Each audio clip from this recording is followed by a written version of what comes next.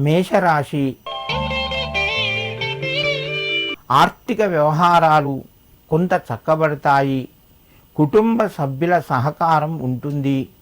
ఉద్యోగస్తులకు తోటివారి సహకారము కలుగుతూ ఉంటుంది. రుణ ఒత్తిడి కొంత తగ్గే అవకాశాలు ఉన్నాయి. నూతన ప్రయత్నాలు ముందుకు వెళ్తాయి. ఆరోగ్యంగా అనుకూలంగా ఉంది.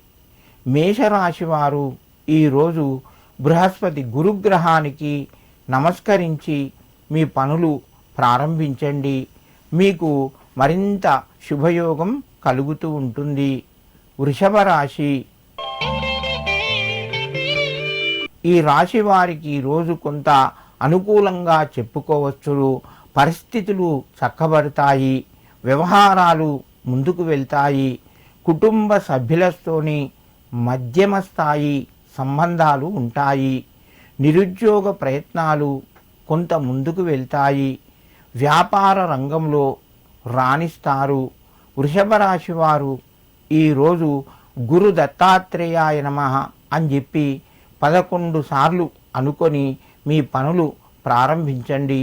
మీకు మరింత శుభయోగం కలుగుతూ ఉంటుంది. మిథున రాశి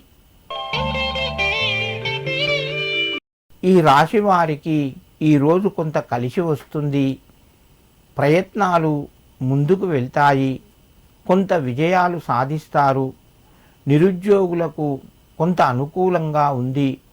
ఉద్యోగస్తులకు తోటివారి సహకారం ఉంటుంది.